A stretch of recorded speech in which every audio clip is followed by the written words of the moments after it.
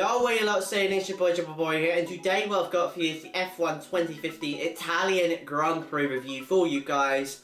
And yeah, let's get right down to this video. But before I start, about Forza 6, I know I said I was going to get it in the release. I'm not going to get it on release, unfortunately, because of financial troubles that we and my family have been facing. I can't get it, so I'm probably going to have to wait until Christmas. I'm sorry about that, and I promised you guys that I was going to bring Forza 6 content around this time, but basically I don't have the money to get it, so yeah, plus my family's having huge financial trouble, so yeah, I'm probably going to have to wait until Christmas, to be honest, so that's unfortunate. But yeah, I hope you guys understand. Same with Need for Speed as well. I'll probably get it in Christmas. So yeah, sorry about that, guys. But wait until Christmas, guys. Wait until Christmas. There'll be a huge stack of videos coming up, when I get back from the Christmas break. So yeah. So without further ado, let's move on to the review. We'll start off in qualifying because practice, nothing much really happened, and it's not really important practice, so yeah, we'll move on to qualifying. So qualifying got underway in normal fashion. Nothing much really happened until the end of the session, where Max Verstappen lost his engine cover. His engine cover exploded going around the Curve Grande, and as a result the whole engine was fully exposed, and as a result he had to pull off and stop the car. So yeah, unfortunate for him, he was out of qualifying, so yeah, he would start 15th, and not at the back because basically there were a huge number of gearbox penalties and engine penalties as well from the likes of the two McLarens and the two Red Bulls and Saints, so yeah. So yeah, moving into Q2, the usual, nothing much really happened, so as a result the usual suspects were out of Q2, and then moving into Q3, it was the fight between the two Mercedes and the two Ferraris battling it out for pole position. Now Hamilton starts at a blistering lap time of 1:22.3. Vettel tried to beat it, couldn't beat it. Raikkonen tried to beat it, couldn't do it. Rosberg tried to beat it, but he couldn't do it. And not really surprised that Rosberg couldn't beat it because he was running an old engine. He was running a used engine. Hamilton was running a new, fresh engine. Like I said, whereas Raikkonen was Rosberg was using an old engine. So yeah. So as a result, he wasn't able to extract the maximum out of his car, and as a result, was start fourth. So yeah. So yeah, second was Raikkonen, third was Vettel, and on pole was Hamilton. A good pole by him. Very, very straightforward. I mean, there was a little bit of pressure from the Ferraris, but honestly, no pressure whatsoever. So yeah. And yeah, surprised that Kimi got ahead of Vettel. Usually in qualifying, we're used to seeing Vettel beating Raikkonen in qualifying, but not today. Raikkonen really getting the better out of Vettel in qualifying there, and that's good to see, to be honest. I think it's probably because of the confidence that he got from him being re-signed for Ferrari next year. So yeah, that's if that's the case, that's good to hear. So yeah, they need to do it every single season, to be honest, if they want to get the best out of their constructors' championships. You know, they need to re-sign him every single year to make Kimi go faster. So yeah, oh my god. But yeah, but nonetheless, a good lap by Raikkonen nonetheless. So yeah. But so moving on into the race. Moving on into the race, it was a bad start by Raikkonen, so always hard work, always good effort in qualifying had all gone down the drain as he got a bad start and dropped to the back of the field. So yeah, it was very, very tight. There were lots of argy-bargy going on into the first chicane. A lot of people going through the little bit of tarmac on the inside of the chicane there, on the inside of the second part of the chicane. So yeah.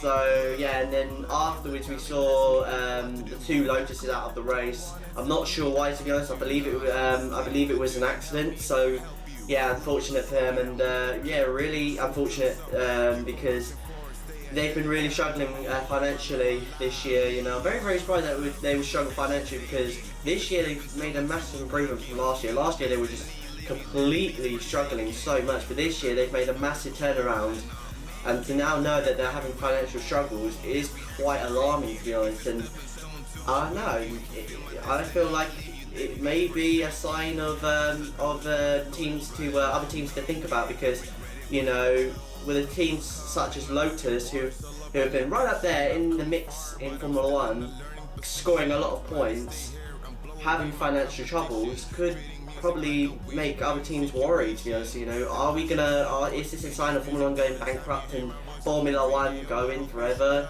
I hope not, to be honest. I really hope not, because I really love Formula One. Formula One is the most awesome, it's the most epic sport ever, and to see it go would be a massive shame. So yeah, hopefully it's not the case. And hopefully for my sake as well, I hope Lotus can stay in Formula One. I really like that team.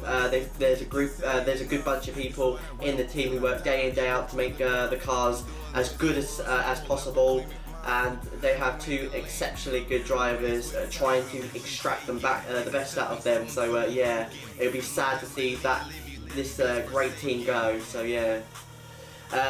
So moving on. Raikkonen moved up a couple of positions, up to 5th, 14th, 13th by the first few laps. So yeah, good recovery by Raikkonen. So yeah, we saw some battling going on in the midfields, particularly with Verstappen and Sainz. They made some great entertainment in the mid-pack, and same with Ricciardo as well, giving us a lot of action during the race. As they made great overtakes. I mean, especially for Verstappen, I think he did a move on Ericsson down the outside going into turn 1, did a late braking around the outside. A great move by Verstappen there, a worldy overtake by Verstappen there. And also I believe with Ricciardo, I think going around the outside, I believe, or the inside, I'm not entirely sure, in the second chicane. A great move. So yeah, so the youngsters, the up-and-comers, including Ricciardo, really showing that they have a bright future in Formula One. So yeah, and and then afterwards, Rosberg was starting to close up on the two Williams. By the way, the Williamses got ahead of Rosberg, so yeah, so as a result, Massa and Bottas were up to 3rd and 4th. So great start from both the Williamses there. So yeah, and as a result, Rosberg was closing up to the back of them. And yeah, Rosberg pitted first to try and do an undercut. Massa pitted, but Massa pitted afterwards. I'm very surprised, because I thought Bottas would be in first because he was the lead Williams, so you would assume he would pit first, but no, Bottas carried on as the lead Williams. He carried on. Massa came to the pits, but it wasn't good enough to beat Rosberg, as Rosberg pit up past Massa, moving himself up to 4th place, and then afterwards overtaking Bottas for 3rd place. So yeah.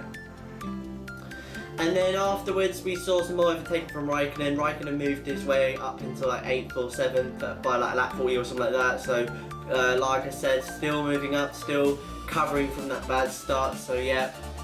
We also saw a good fight.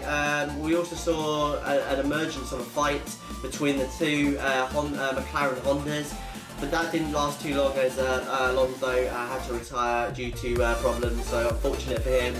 And then with about 10 or so laps to go, Rosberg had a problem. He was catching Vettel by a little bit. He was only about 2 seconds behind, and his engine went kaput. And that was it.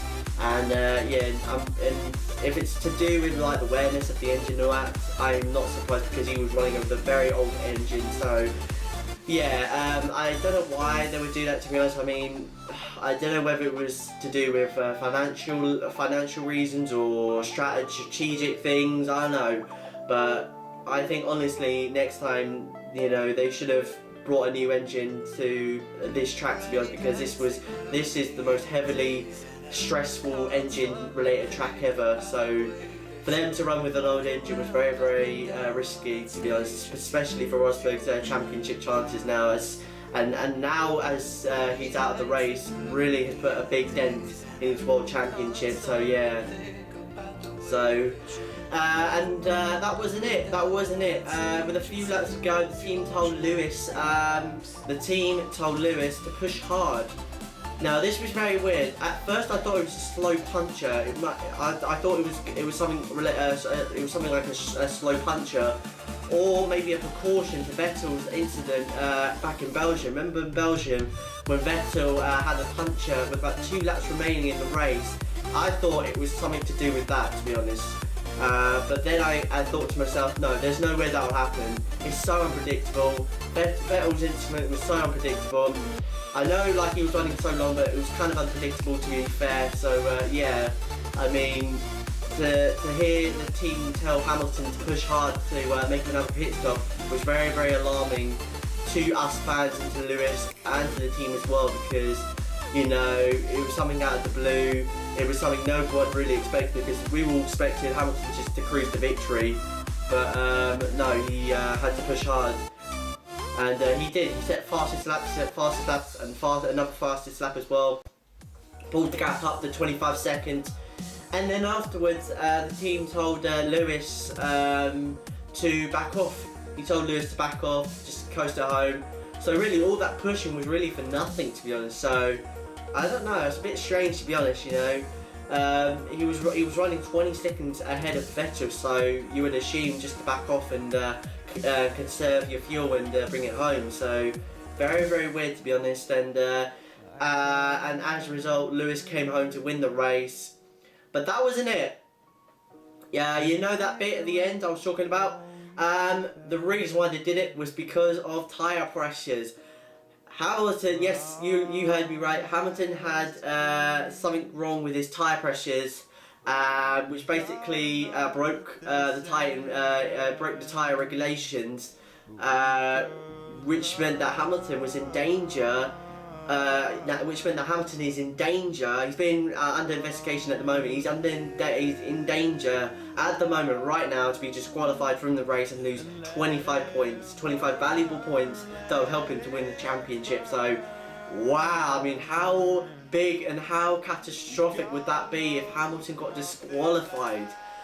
Jesus, I mean, a technical infringement. I mean, we haven't seen this since like Ricciardo back in 2014 when Ricciardo, I know this is different because it wasn't related to tyres, but it was related to fuel. So, and when that happened, Ricciardo was disqualified hours later. So, is this going to be the same case? Are we going to see the same thing happening again where Hamilton gets disqualified?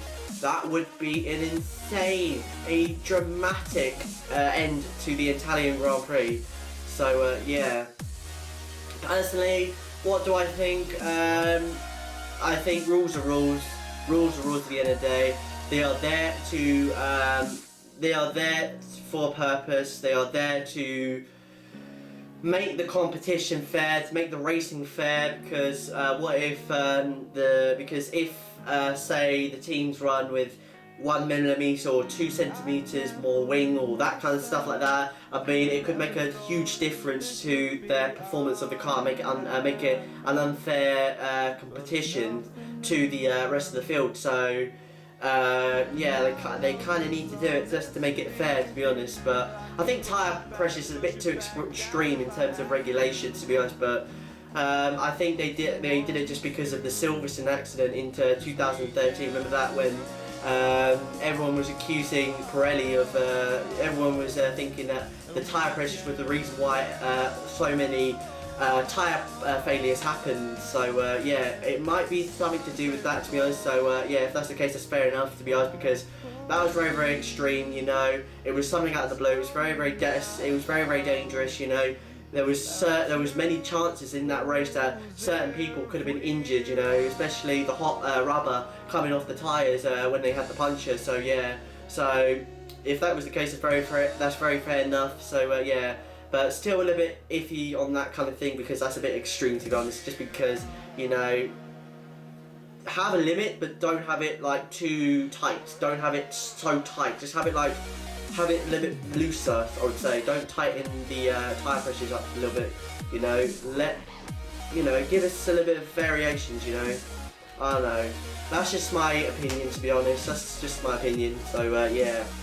So So yeah, a very, very good race, and yet we are here to, and yet we are we are waiting to find out what is going to happen to Lewis Hamilton after in a few hours. So yeah, if anything happens to Lewis, I'll post it on my Twitter. Link is down below, and also it is here at Jumble18. Go follow me on Twitter because I will be posting any updates on this little incident. So yeah, that's about it, guys. I hope you guys enjoyed this video. If you did, then hit that like button below, subscribe if you're new, and yeah, so guys, it's your boy Jumble Boy. I am out. Peace.